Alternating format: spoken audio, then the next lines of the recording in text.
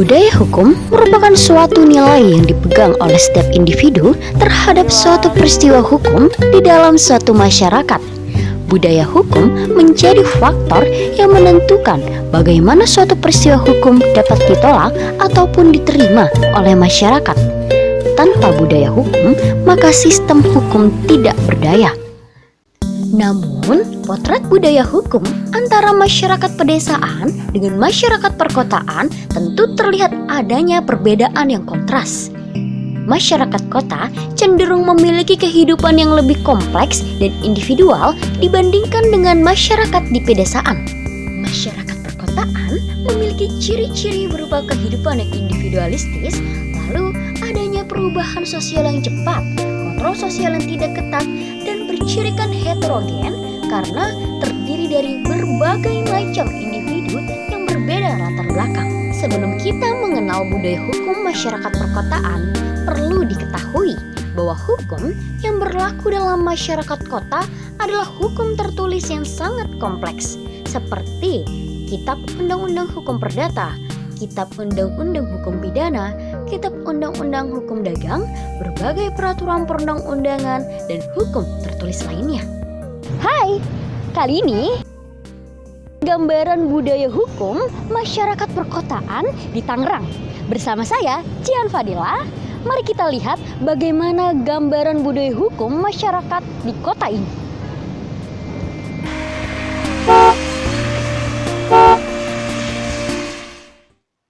Setiap akhir pekan, biasanya masyarakat beraktivitas di luar rumah, baik berolahraga, bersepeda, bermain skateboard, dan masih banyak lagi.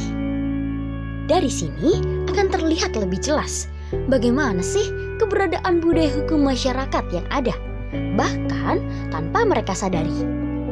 Dari beberapa aktivitas masyarakat, salah satunya terlihat nih, kegiatan bersepeda di ruas jalan.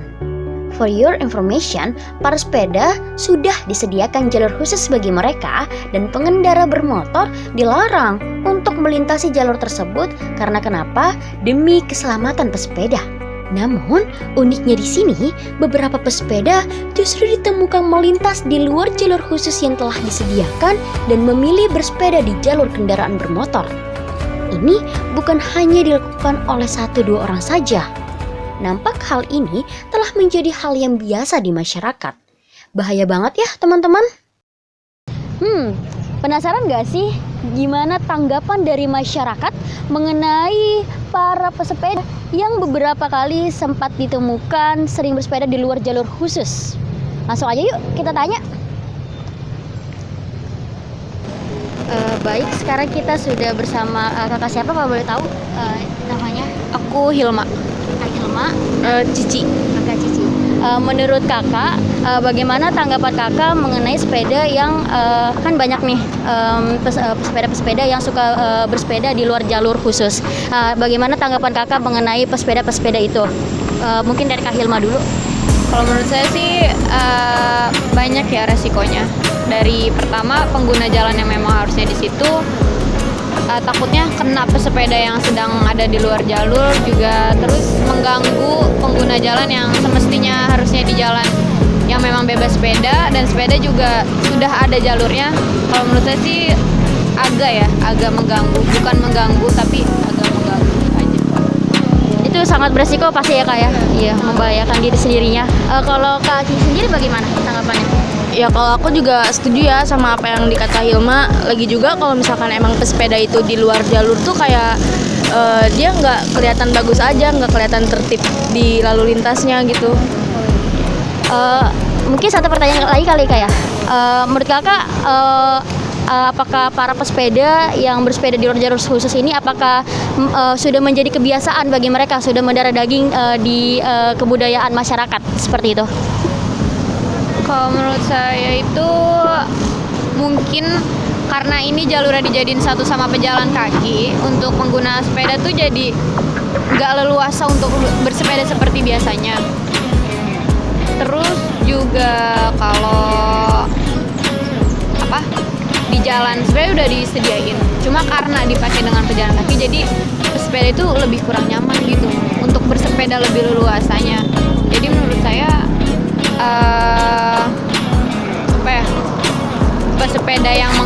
jalur yang bukan semestinya itu sebenarnya dia mau di jalanannya, cuma dia kurang nyaman dengan pejalan kakinya aja, lebih berhati-hati sebenarnya untuk pejalan kakinya gitu. Baik, menurut Kak Cici sendiri, Kak Cici setuju nggak kalau misalnya para pesepeda yang bersepeda di luar jalur khusus ini sebenarnya semakin lama sudah semakin mendarah daging gitu? Sudah setuju nggak? Sebenarnya kebiasaan kayak gitu tuh nggak bagus ya, soalnya kan mungkin ini di Indonesia gitu, jadi kayak kebiasaan itu semoga yang pejalan kayak pesepeda itu tuh ngerti lah gitu, kalau misalkan jalur yang bukan khususnya tuh kayak jangan dipakai gitu Kak.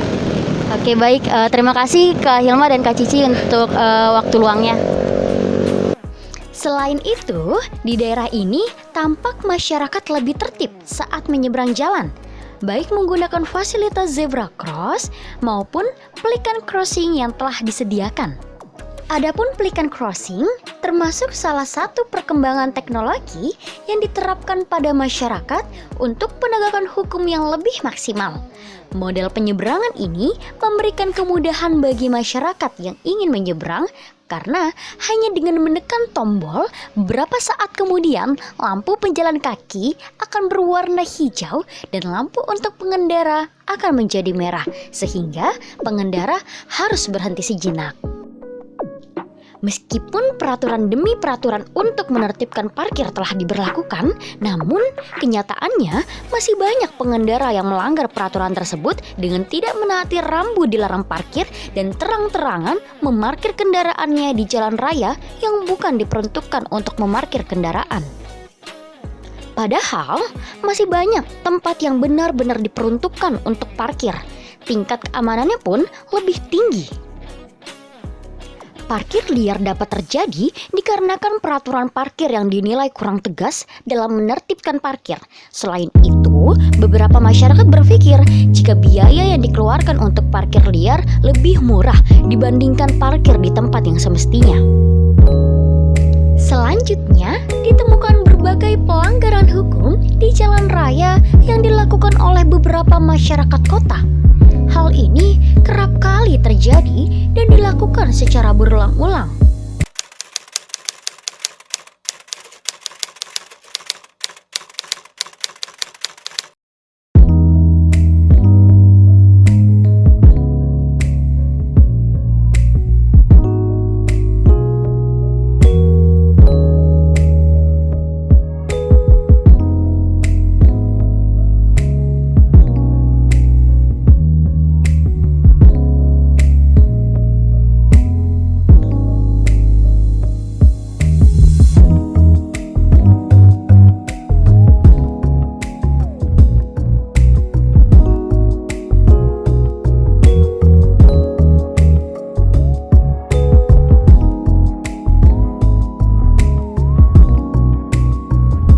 Nampaknya teman-teman, hal ini sudah menjadi hal yang biasa bagi masyarakat.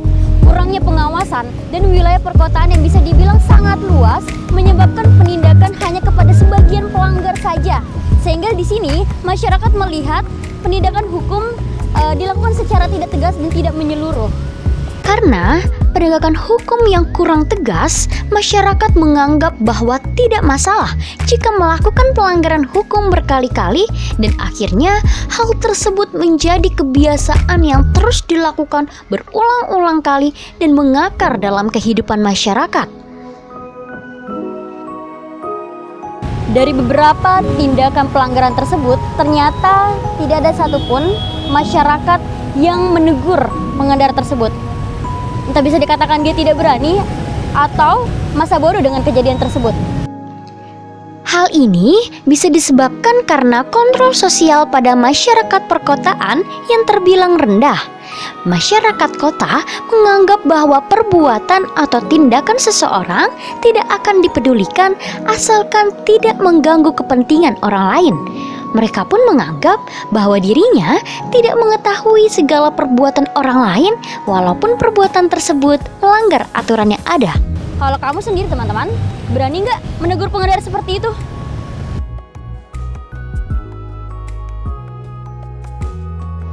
Nah, tadi kita udah lihat berbagai budaya masyarakat perkotaan, dari yang baik sampai yang tidak patut untuk ditiru.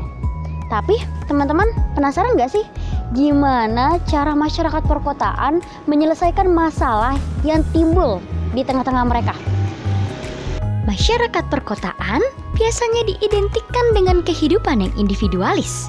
Meskipun jarang berinteraksi satu sama lain, bukan berarti tidak pernah ada konflik yang timbul di antara mereka.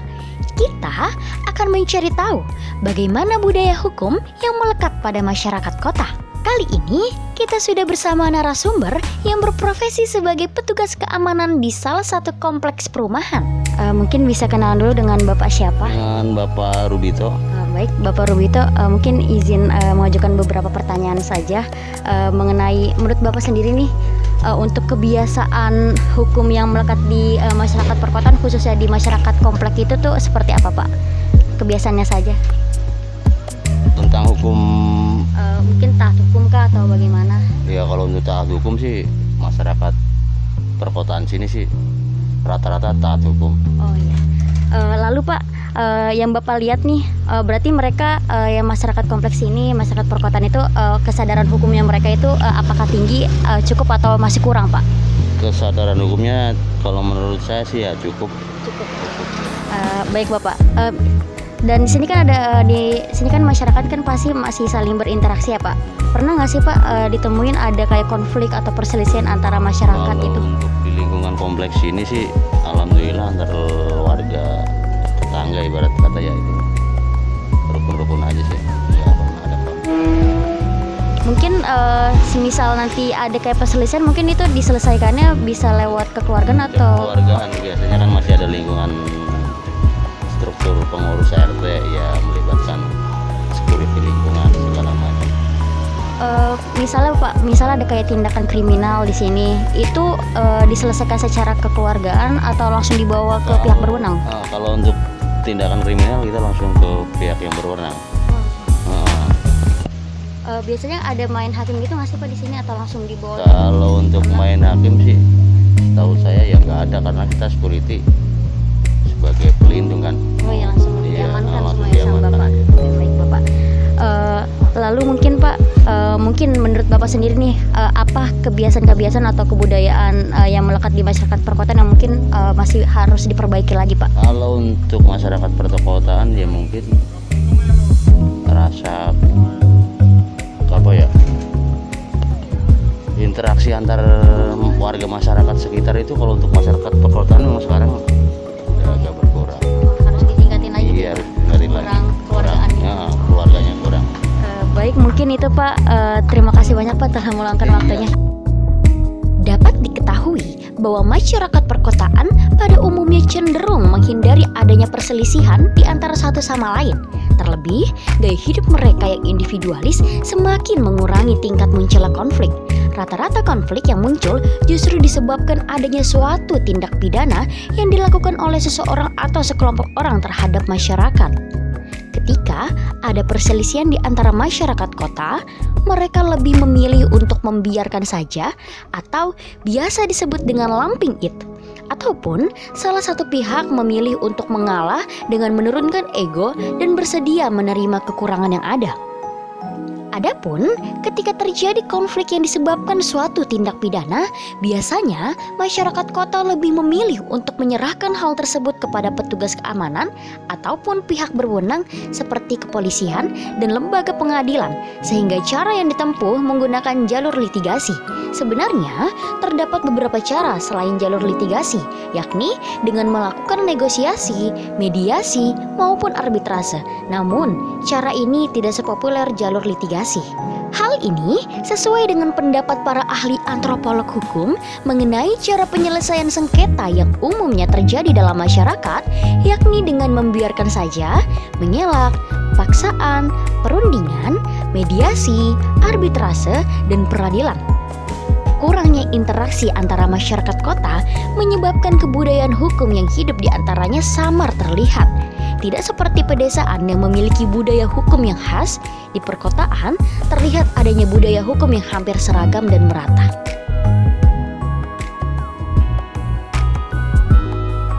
Wah, Hari ini kita sudah melihat dan mengenal banyak banget budaya hukum masyarakat perkotaan di Tangerang.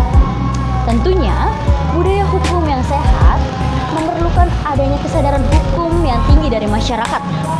Sudah semestinya masyarakat berperan untuk memfungsikan hukum dalam kehidupannya yang sehari-hari. Lalu, bagaimana dengan budaya hukum masyarakat di daerahmu?